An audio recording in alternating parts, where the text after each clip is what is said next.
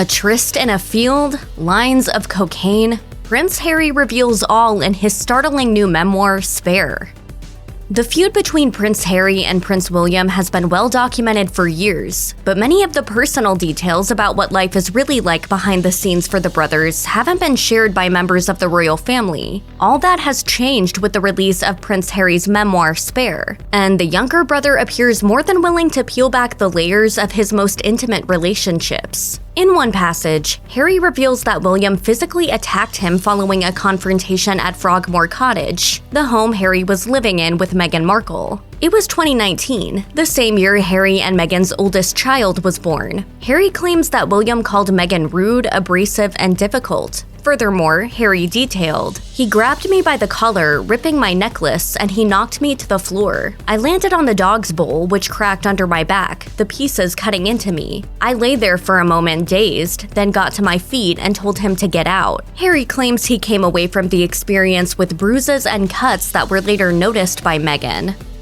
Princess Diana died following a car crash in Paris, France in late August 1997. Good evening. The People's Princess is dead. 10 years later, her youngest son found himself in the city for the World Cup semifinal, and Prince Harry had an idea for how he might finally achieve closure in terms of his mother's death. He asked his driver if he knew the tunnel where his mother had died, and upon receiving confirmation, asked if they could drive through it at the exact speed that his mother was traveling that night. They drove through the city, retracing the places Diana visited and her last sites, before approaching and entering the Pont de l'Alma. Whatever Harry anticipated, it wasn't this. He writes, "We zipped ahead, went over the lip at the tunnel's entrance, the bump that supposedly sent Mummy's Mercedes veering off course, but the lip was nothing. We barely felt it." In the end, the choice to drive through the tunnel made things worse. As he puts it, "That was the night all doubt fell away. She's dead," I thought. My God, she's really gone for good. Prince Harry came under fire back in 2005 when he donned a Nazi uniform at a party. As shared by TMZ, Harry was attending a native and colonial-themed soiree, and he wasn't sure if the costume was the right choice, debating between that and his pilot uniform. In his memoir, he claims that he called his brother and his then-girlfriend Kate Middleton at the time, who both said the Nazi costume was the right choice. After showing them the costume in person, he wrote, "They both howled, worse than Willie's leotard outfit, way more ridiculous," which again was the point. A photo of Harry wearing the costume was taken and distributed through the papers that night and in the days that followed. In the 2022 Netflix docuseries Harry and Meghan, Harry expressed enormous regret for the decision. The fallout from the decision to wear the costume was relatively impactful, with King Charles III telling his youngest son to visit the Auschwitz concentration camp and watch the movie Schindler's List. Harry also met with a rabbi in London and a Holocaust survivor in Berlin, Germany. It was one of the biggest mistakes of my life. I felt so ashamed afterwards.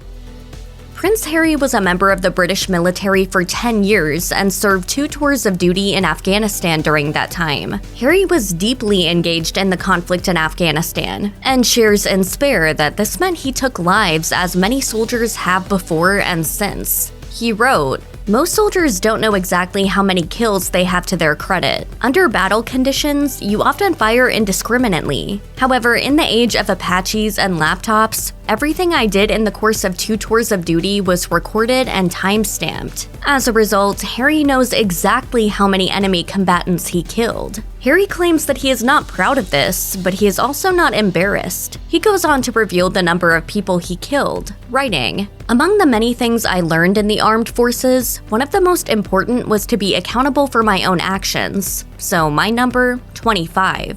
I'm out here doing my job, that's all I can say at the moment. Harry goes on to assert that in an ideal world, he'd like a different outcome. As he puts it, "Naturally, I would have preferred not to have that figure on my military resume or in my head, but I would also have preferred to live in a world without the Taliban, a world without war."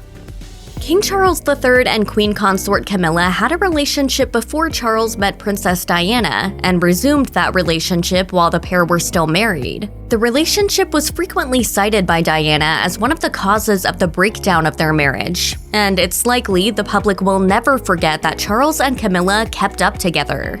Well, there were 3 of us in this marriage. so it was a bit crowded. Despite that, Charles and Camilla eventually married in 2005.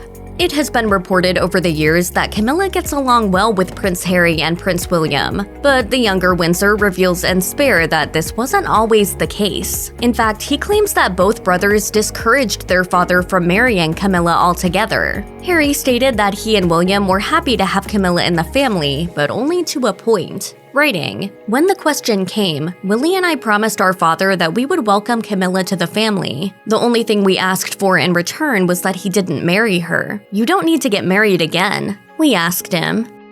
Stories detailing Prince Harry's alleged drug use circulated throughout his teens, and Harry himself confirmed some of those rumors in Spare. During one part of the book, Harry admits to trying cocaine when he was 17 years old, writing, "Of course I had been taking cocaine at the time. At someone's house during a hunting weekend, I was offered a line, and since then, I had consumed some more." However, cocaine didn't fully give Harry the experience he was looking for. As he explains, "It wasn't very fun, and it didn't make me feel especially happy as seemed to happen to others. But it did make me feel different, and that was my main objective, to feel." Harry goes on to add that part of what he hoped to achieve by trying the drug was to break out of the expectations set on him by his position, his family, and the world. Before she married Prince Harry, Meghan Markle was an actor. While the two were dating, she was playing Rachel Zane in the Canadian legal series Suits. Just like the rest of us, Harry couldn't help but Google his love interest. Unlike the rest of us, Harry found several intimate scenes of his partner with her castmates. Tell me to stop, and I'll stop.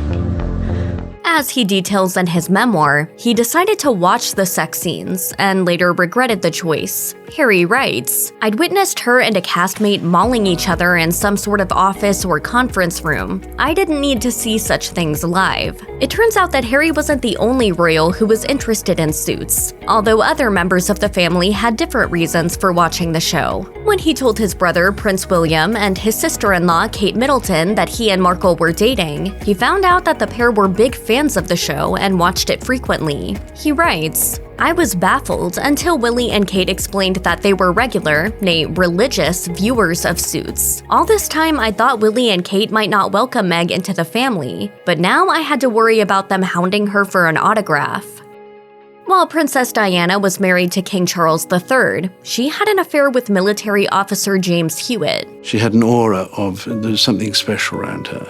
And because James Hewitt had red hair, rumors spread that he was actually Harry's biological father. Rumors that have no basis in fact. Harry writes in Spare that Diana hadn't even met Hewitt until after he was born, but he nevertheless had to deal with the speculation from the media and tabloids for years. He also had to contend with jokes from his father about the rumors. Harry says that Charles was fond of incorporating the tale into stories, writing, "Pa liked telling stories, and this was one of the best in his repertoire. He'd always end with a burst of philosophizing. Who knows if I'm really the Prince of Wales? Who knows if I'm even your real father?" For Harry, the experience wasn't very funny. He termed it sadistic in his memoir, and says that his father has never spoken to him directly or seriously about the rumors at all. Prince Harry has been internationally known and important since his birth, and as a result, it's not surprising that many women have been interested in him. In Spare, Harry opens up about his first experience with sex, revealing that he was 17 years old when he lost his virginity to an older woman, whom he says treated him not unlike an animal. Harry writes of the woman, "She liked horses quite a lot and treated me not unlike a young stallion. Quick ride, after which she'd smacked my rump and sent me to grace." It's unclear what Harry thought of the experience at the time, but it's clear in the book that he doesn't look back on it too fondly now. He wrote, "Among the many things about it that were wrong, it happened in a grassy field behind a busy pub." Harry does not, however, confirm the identity of the woman in question. On September 8, 2022, Queen Elizabeth died at Balmoral Castle in Scotland. The Queen died peacefully at Balmoral this afternoon. In Spare, Prince Harry recalls learning about his grandmother's passing from the BBC's website. The news left Harry saddened. As the prince noted in Spare, The Queen died while he was on his way to give her his final goodbye. In his memoir, Harry reveals he made that last trip to Balmoral alone after King Charles III allegedly asked him not to bring his wife, writing, "My father told me I was welcome at Balmoral, but without Meghan. He started to explain his reasons, but they didn't make any sense at all, and it was disrespectful as well. I did not tolerate it from him." Prince Harry went on to write that King Charles justified this no Meghan rule by saying that Kate would also not be welcome at Balmoral. He wrote, "Nobody's wife was going to go, not even Kate, he told me, so Meg shouldn't either." Indeed, the Princess of Wales did not attend the gathering.